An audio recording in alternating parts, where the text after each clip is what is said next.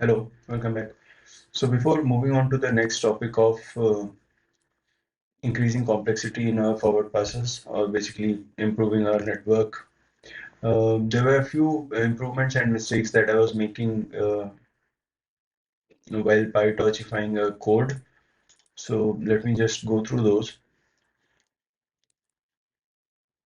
So this is a new notebook I've started. We are doing mostly the same things, reading the data, building our vocabs and mapping dictionaries. Block size defined as 3. Data we are building as this training diagram test sets. I've printed the data here. How does it look like with mappings? So when 3 characters are going in, fourth is predicted. That's what a character-based language model is trying to do. Now models, you've seen most of the classes that we defined here. So there is a new class embedding and flatten that we have defined to include these layers into the new model variable that we'll define, so that we don't have to externally handle lookup matrix for getting the lower dimensional embedding vectors for each character. It could all be done together.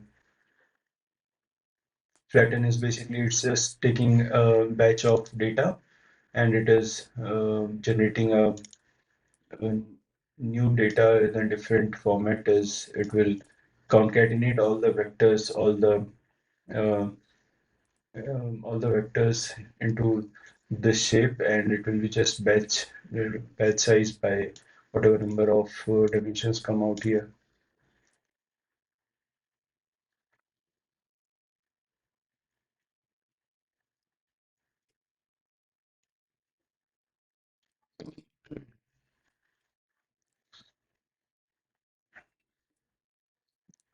And also defined one container, PyTorch container kind of class, which is sequential. So it takes all the layers as a list and it memorizes them.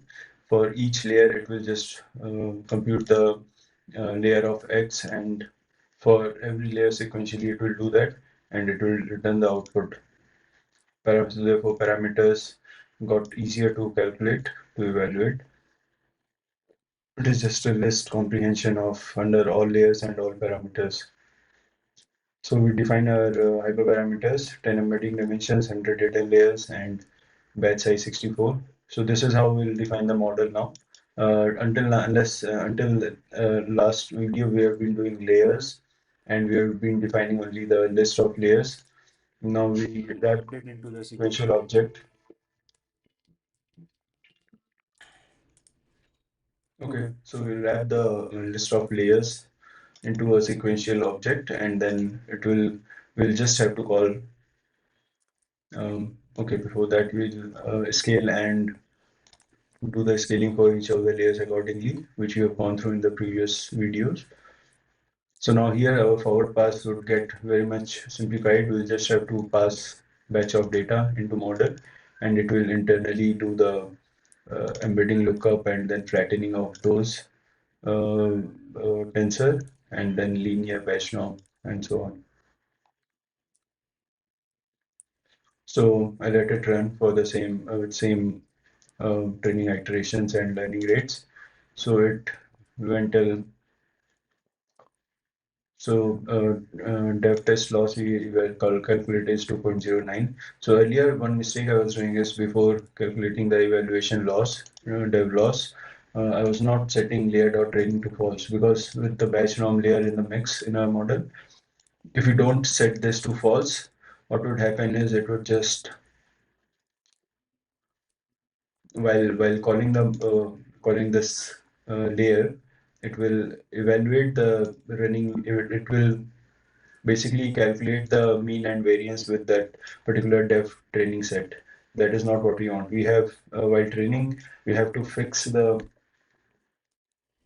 training data statistics, which is using this. If self.train is false, it will be taking in the self.training mean and running variance, and then we should calculate the output forward pass basically. So that's why we do the layer dot training false. Now here we are doing layer dot training equals to false and for every layer, whereas we have not defined this attribute for each of the modules. So that isn't a problem as such. It will just declare a new variable for each, but it would be redundant.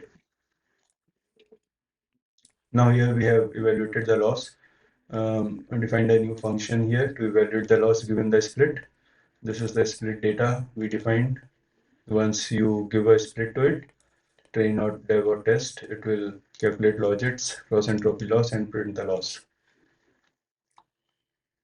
Tried sampling some names out of our learned model. So the names do look like name-like to some sense. Maybe they are not very good, but yeah, we are getting there.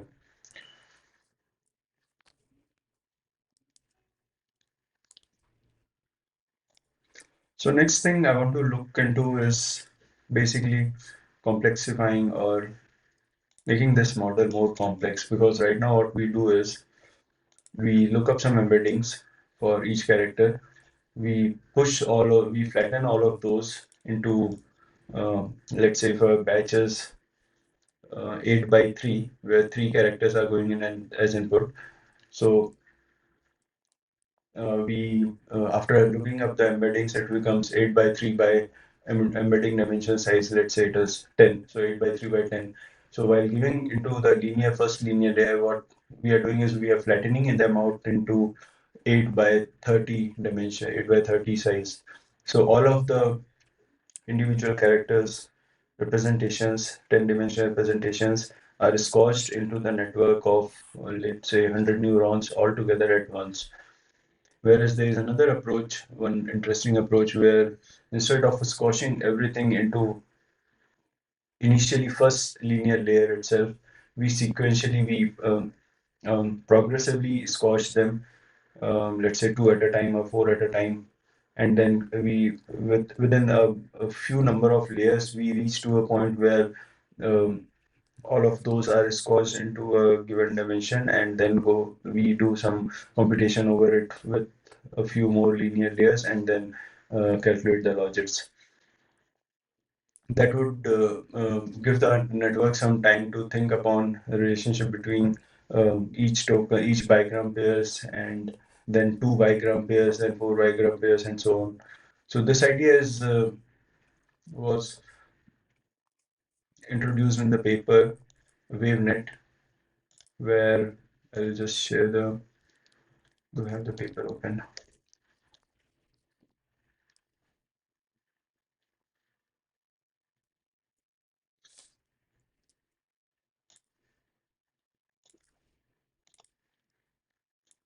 Okay, so here is the paper.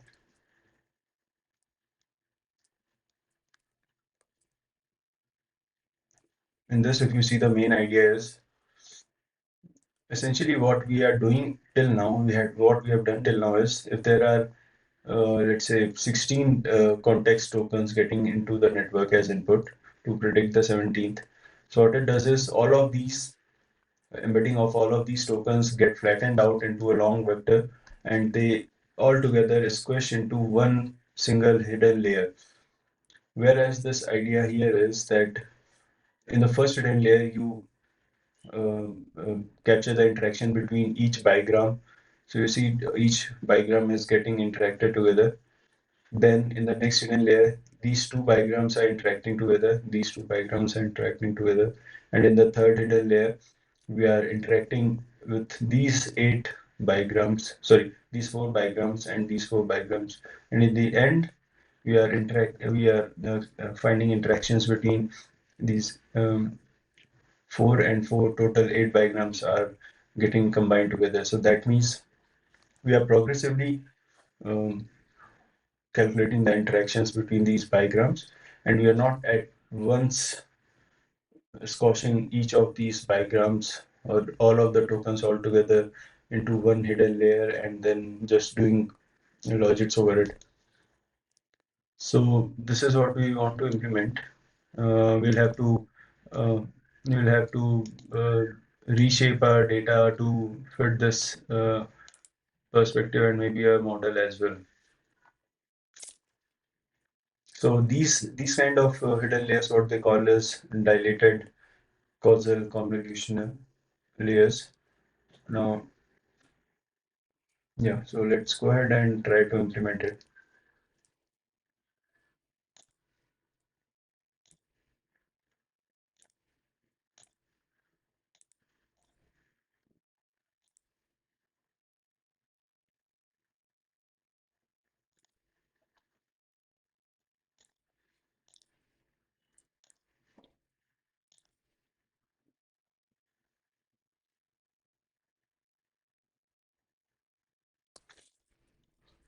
So, a few basic things we need to understand before implementing the Wavenet kind of architecture where we are capturing interactions between every two tokens or then two bigrams or four bigrams progressively.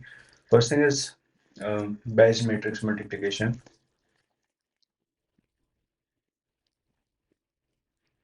So, say when we are when we have a 4 by,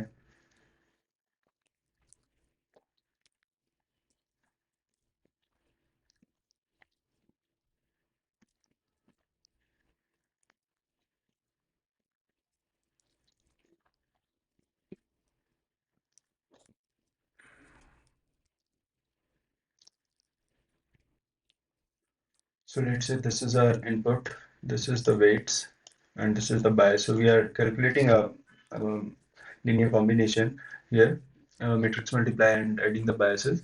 So let's say our input is 4 by 10 size and our weights are 10 by 100. So we have 100 neurons taking in 10 dimensional inputs. So if this entire thing works out, what does it do is it does a matrix multiply between 410 and 1000. So this gives us 4 by 100, and we do a broadcasting addition with 100 dimensional bias. So this should give us basically 4 by 100. Yes. Now if we change this to a more than two dimensions, which will change the rank of this tensor. So let's say if we make it 4 by, say we make it 8 by 4 by 100, 4 by 10, multiplying with matrix multiply with 10 by 100. So what happens here? This means is, let's say if these two are the Bayes dimensions or some form, 8 and 4, and each of those numbers has 10 dimensional representation. So 10 dimensional representation is getting transformed into 100 dimensional representation here by matrix multiplying with 10 by 100 weight shape. And what happens here is this becomes 8 by 4 by 100 by Bayes matrix multiplication and then adding 100 dimensional bias to each of those 8 by 4 by 100 numbers gives us the shape 8 by 4 by 100. So you see when, let me change this to it. So when we are doing matrix multiplication, basically idea is that it is based matrix multiply. So only the last dimension is getting transformed into the number of neurons that your weight has, and the other dimensions are getting retained as is. So 8 by 4 by 100 becomes. So this is the first thing, Bayes matrix multiply. The next idea we should understand is of using the views. So basically, let me copy the image here.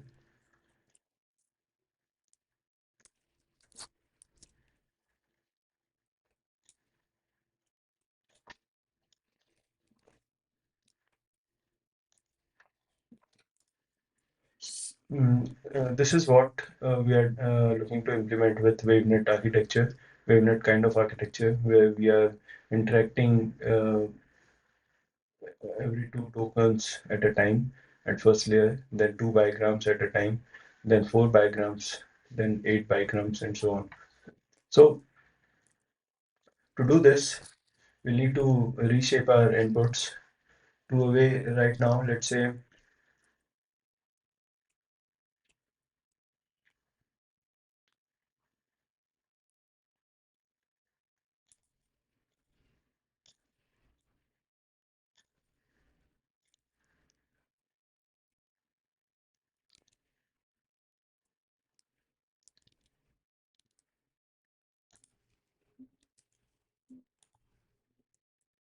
Basically, we have a model trained already.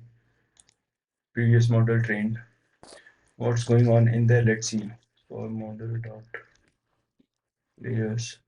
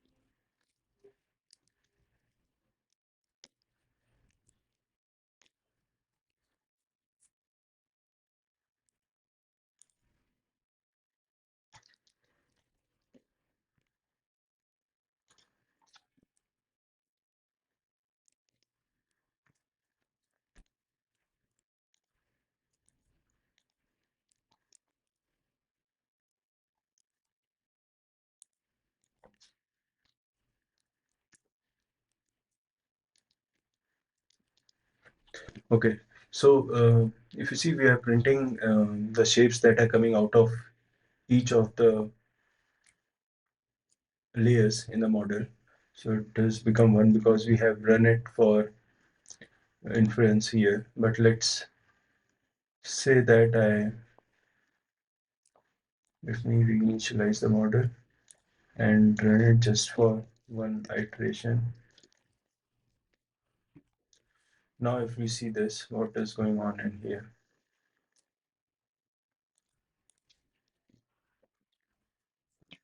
Okay, so this is the batch dimension. Mm,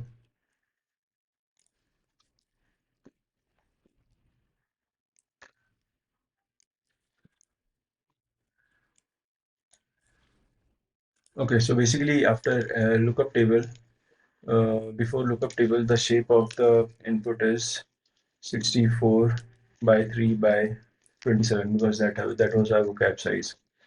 So this from table lookup table of the embedding gets transformed into 64, 3, and 10. So 64 is the batch, 3 is the number of is the basically block size, and 10 is the number of hidden dimensions or sorry embedding dimensions that we are using. Now, what happens on here in the flatten? You see all of these 3 by 10 matrices, three integers represented in 10 dimensions, are getting concatenated all together, and it becomes a 30 length vector for each of the batch, for each sample in the batch. So this is the part where we want to make the changes, because this what this means is equivalent to something like all of the tokens in a batch, which is 3 by 10. All of the tokens are getting concatenated, their representations, and they are going into a hidden layer all together at once, which is transforming into 64 by 100. But we want to break this up into a few intermittent steps. So to do that, um, let's say our starting block size would be 8.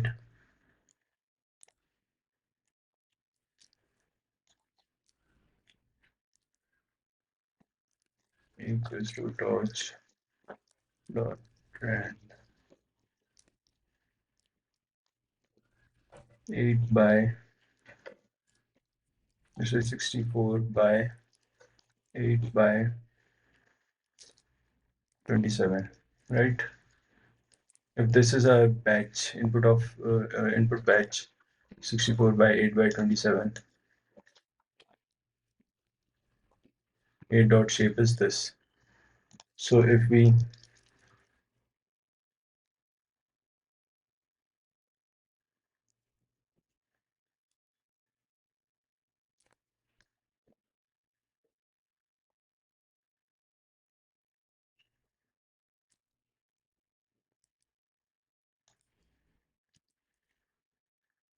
Okay, let's do it another way. Say we take an integer equals to dodge dot random, or maybe let's say just 0. Sorry, let's make a batch 0 to xtr dot shape 0 of size we need is 4. Let's say we are taking a sample of batch dimension 4, x y equals to xtr.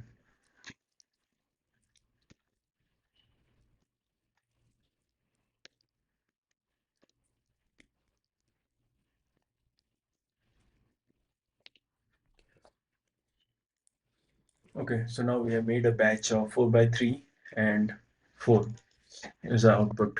So this now let's say if we run,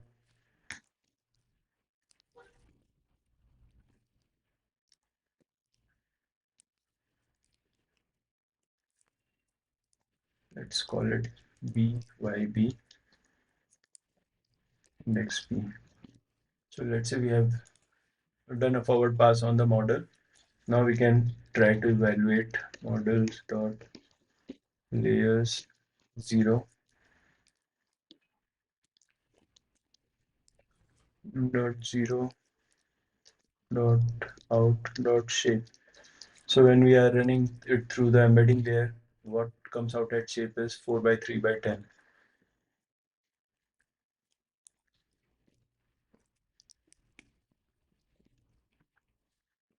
Input shape was 4 by 3. Then with the dimension lookup and the embedding lookup, it got to 4 by 3 by 10. Models dot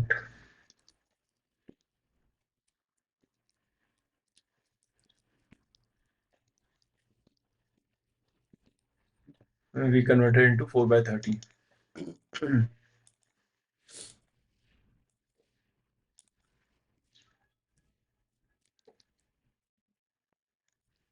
I think let me correct let me change make a change to our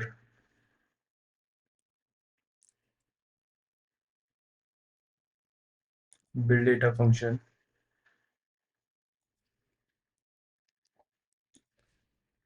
Let's say we take in the input as block size equals to block size.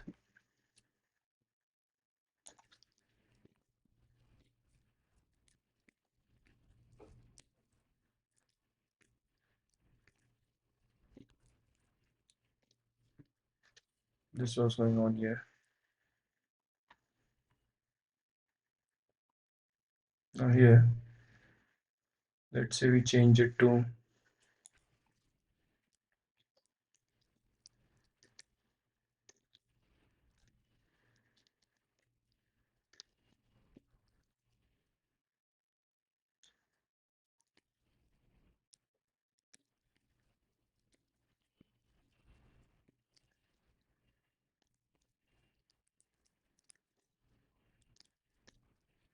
we are changing batch size to a block size to 8, and this gives us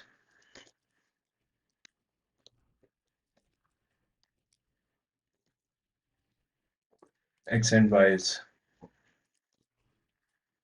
137 by 3.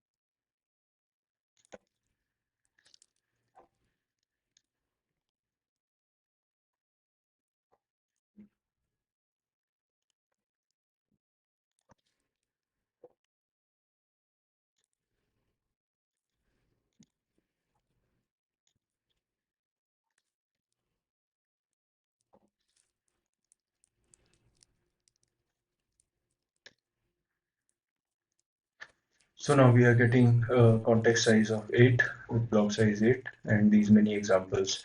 So out of this, let's say we filter in a sample of a batch of 4 size with the context size, block size would be 8 again. So x dot b shape, xb dot shape should change to 4 by 8 here.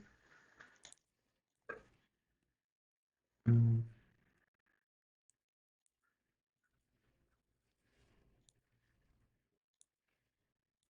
sorry, this will become x,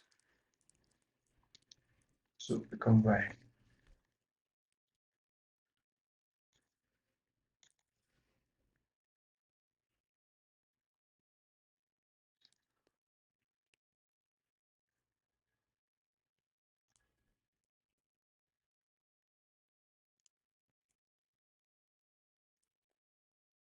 Okay, so now we'll have to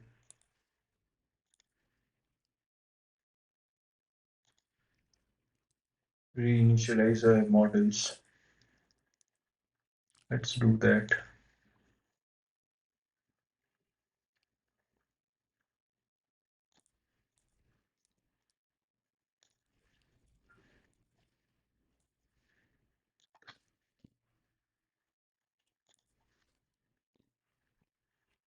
All right. So now we have reinitialized the model. Therefore, the XP shape is 4 by 8, which as we expected, 4 samples in a batch and block size of 8 for each sample. Now, if we perform these out shape, these are becoming 4 by 8 by 10 and then 4 by 80. Everything is getting squares immediately. So this is where we want to change the things.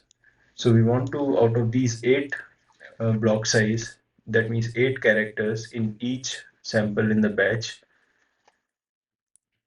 we want to form a pair of two tokens each. So out of 8, there would be 4 tokens coming up. So it would become something like 0, 0, 1, 2, 3, 4, 5, 6, 7.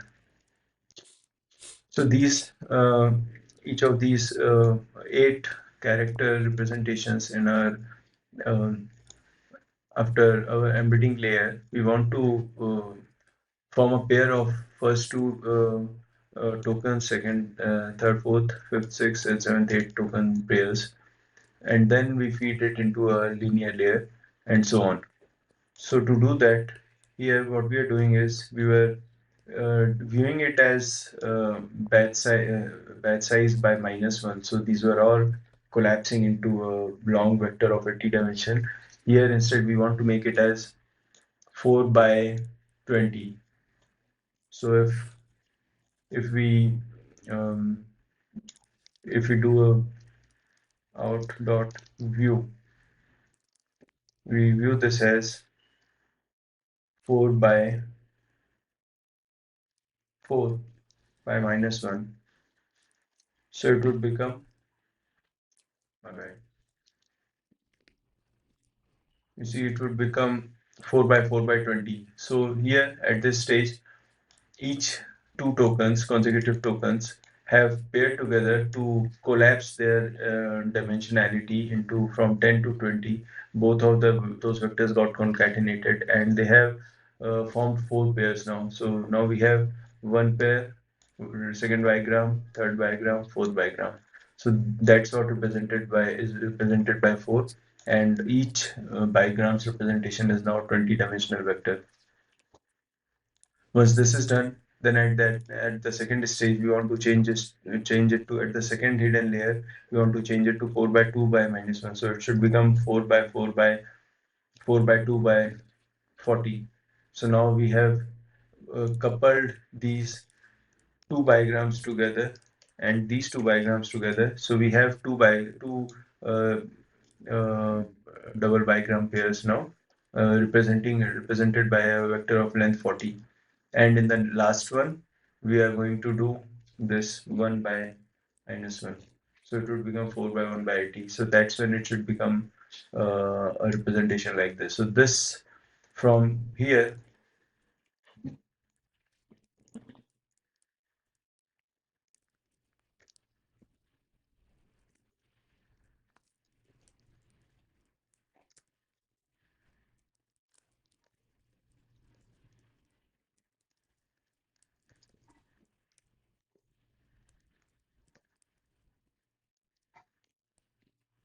So this is how we want to progress. We want to start at 4 by 8 by 10, where it is a block size. Then at next stage, we want to reach to 4 by 4 by 20. So we want two pairs from these block size, every two pair to combine to form a 20-dimensional representation. And then next stage again, each two pair of these want to combine as two. So it will become 40-dimensional representation, and in the end, the remaining two dimension here would collapse to 1 by 80. That's how we want to represent. And in the end, it's better if this one being here is kind of redundant. So if we can just let it be like this. So we want it to become a 4 by 80 dimensional vector, like we have finally reached to our stage. To do this entire reshaping of the data, we'll need to make changes to our models basically here. So let's bring in these two. So basically what we'll have to do is just changes to this flatten layer.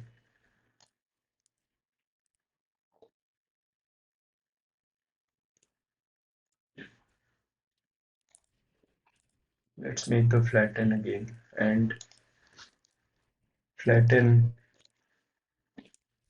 consecutive, we call it. So when you get a batch of data, let's first unpack the dimensions, batch, time, and channels, x dot shape. So we'll get all 4 by 8 by 3 or whatever, or 10. So we get this channel shape.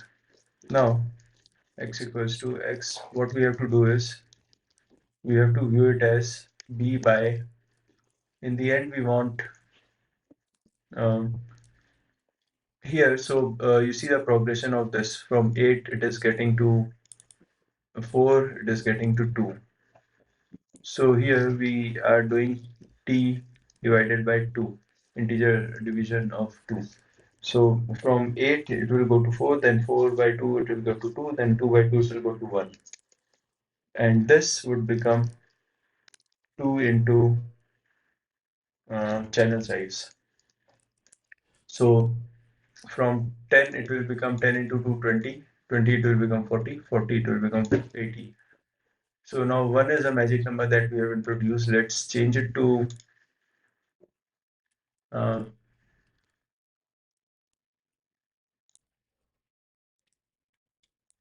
I think now we'll have to change this class, as in we'll need initialization, because one thing we need from this is a number that is a parameter for this, which tells us how many consecutive elements to be uh, taken as how many consecutive elements to be paired.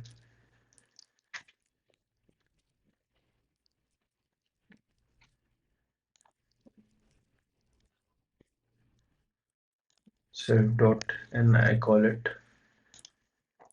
So here, that's what it is. Self dot n and self dot n times c. So if this is 2, we'll be dividing this dimensions 2 every time, scaling down by 2, and this is scaling up by 2 every time. So once we have this x new x shape of new, so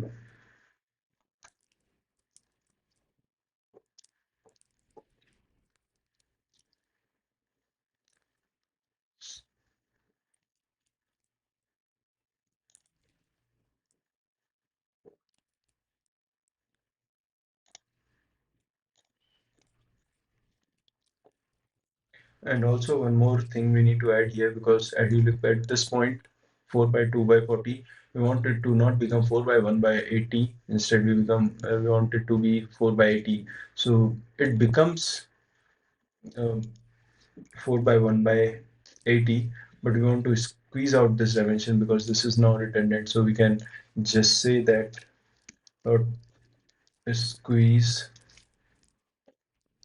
dimension 1 dot shape. So it will squeeze out this dimension. So we can do the same thing here. If x dot shape of 1 equals to 1, we'll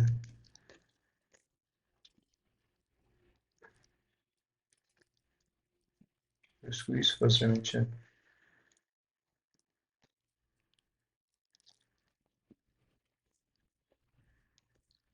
x, and we'll then output the x.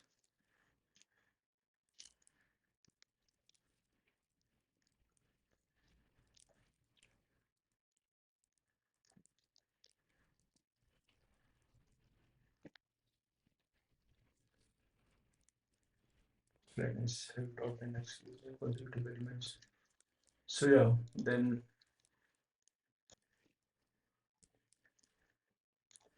so now let's put this to use.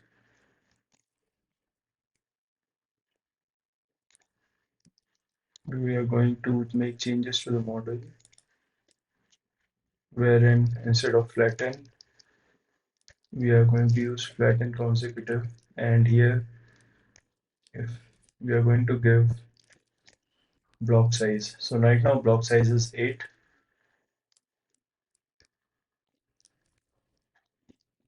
You see block size is 8 as of now. So if we are giving block size 8, it should replicate the same thing as we were doing previously, where we were using just flatten and flattening out the last dimension, all the last dimension except the batch dimension.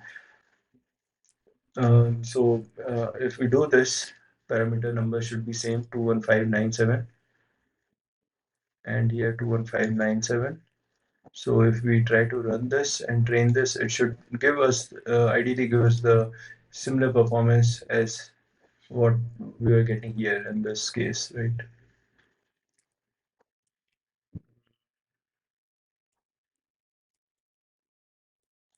Here. So now number of parameters you see here are less because um, we are using block size equals to 3 here. But instead, if let's say we rerun this starting from, if you change our block size equals to 8, these shapes should change. Second dimension is 8. This would change drastically. We are getting 8 input characters and outputting the ninth character.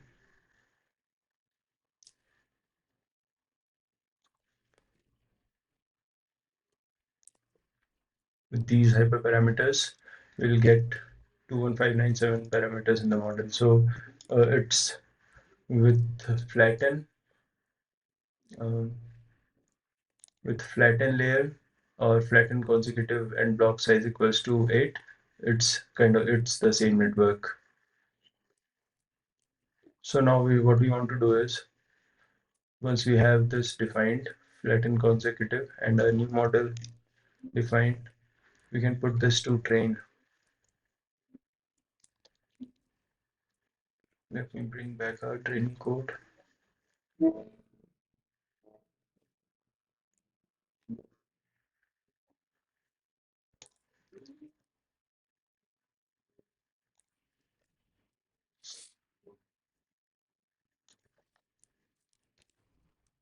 So yeah, it seems to be running all right now. And once we have trained for a one cycle, let's uh, for layer in model dot layers print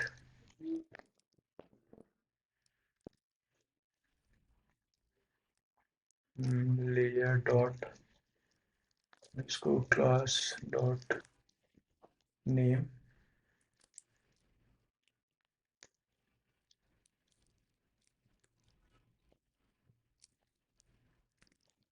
layer dot out dot shape. So you can see what each layer is outputting the shape. So 64 by 8, this is the new block size by 10. And just immediately after flatten consecutive, we get 64 by 80. So this is same as what we are getting with the previous model where we were using flatten class. Now what we want to do is we want to change it in the form of Wavenet. So basically we'll have to make this to or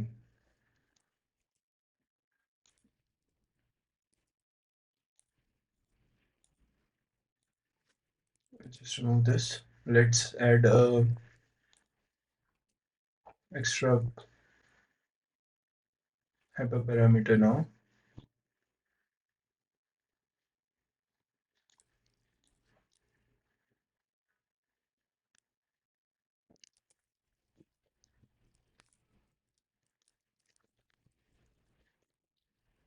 Goes to 2. Run this. We pass this here. So once this is done, we want to change this.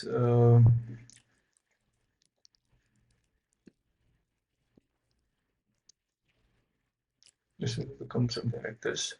So we are now transforming it. Inputs would be 2 times or n consecutive times of emitting dimensions.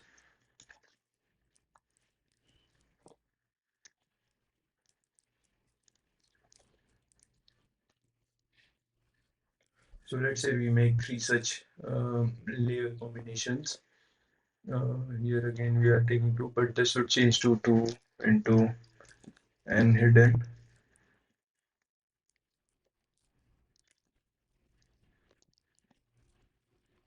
Alright, so this would what our model look like now. Let's see how many parameters it has gone to. 45,800. Okay.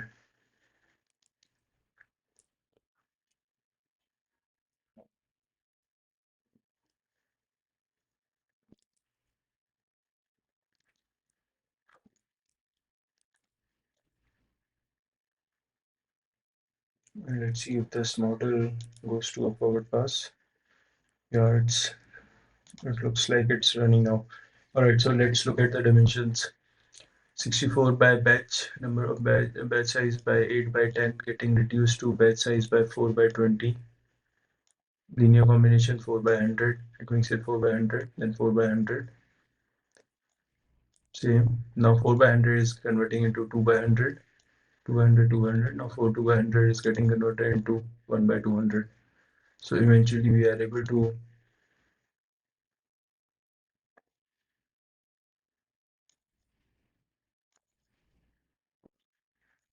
then again 200 is getting 200, 64 by 100. So in the end we are getting the logit of the size 64 by 27. So yeah, looks like this is going on correct.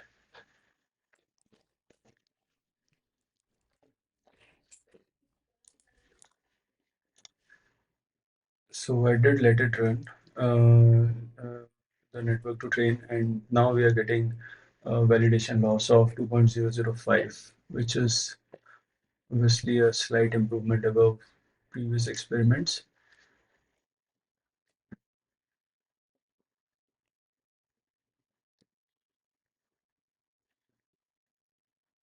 And the names are continuing to look slightly better. But there's one bug, possibly one bug inside this model. After you move to more than 3-dimension inputs,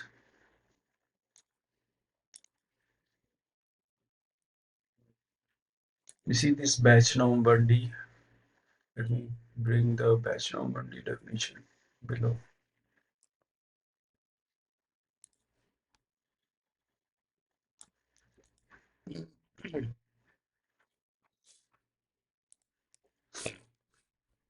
So in this batch norm 1D X, we expect that from the previous examples, we expect that X is a 2-dimension a two-dimensional matrix coming into the batch norm 1D.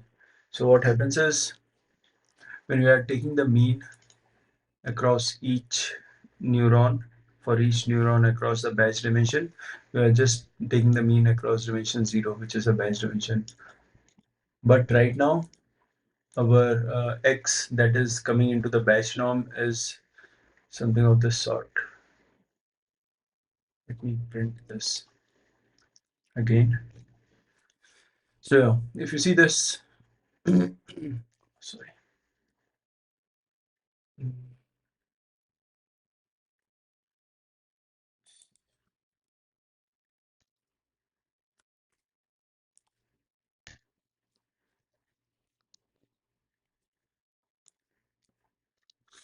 Okay, so input to the batch norm layer is 32 by 4 by 100.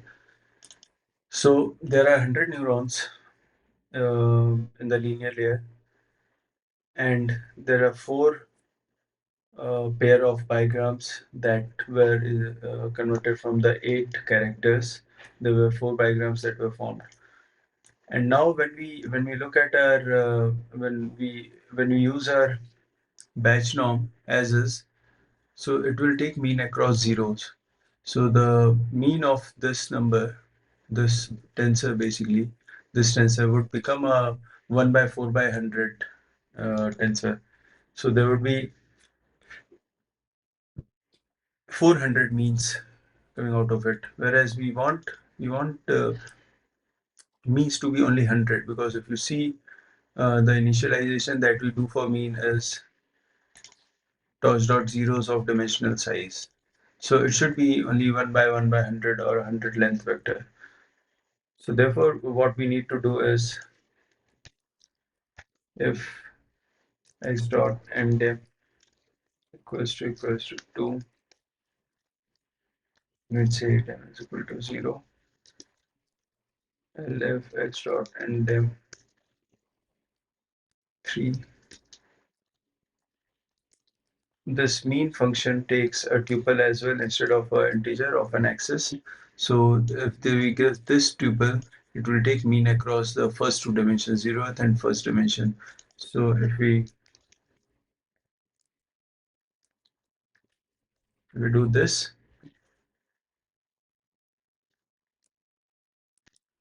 now it should evaluate the batch norm correctly. So essentially the idea is that if we are doing it the previous way, if we are only doing it across the 0th dimension, so there were less number of samples going in to calculate the mean and variance. So it would be statistically weak ideally. Now, as compared, if we take 4 times more number of samples to calculate the mean and variance, the significance of those estimates would be much better. Therefore, now let's bring back all of these codes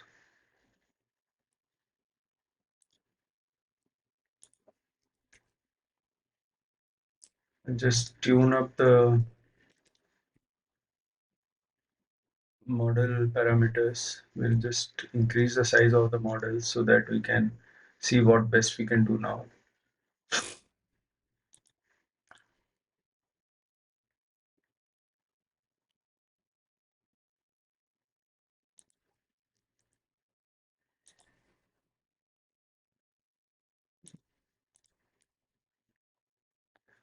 So let's say that we are doing it to embedding dimension. We can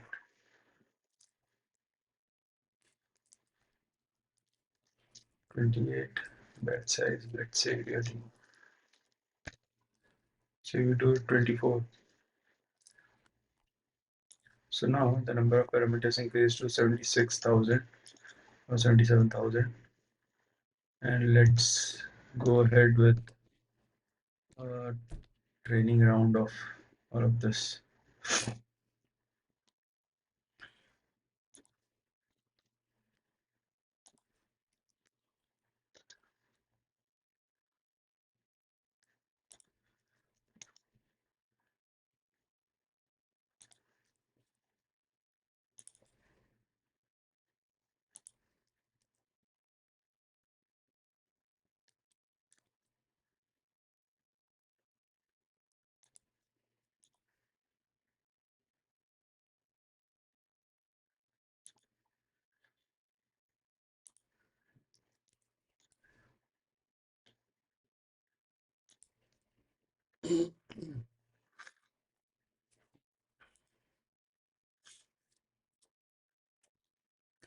It's taking pretty long, so I'll just let it run and I'll continue the video from there then.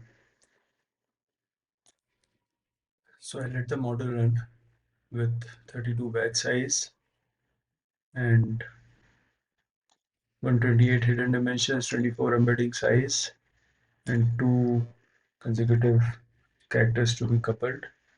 And loss, we were able to reach a validation loss of 1.98, which is a bit better than 2.02 that with the last experiment where we were not including uh,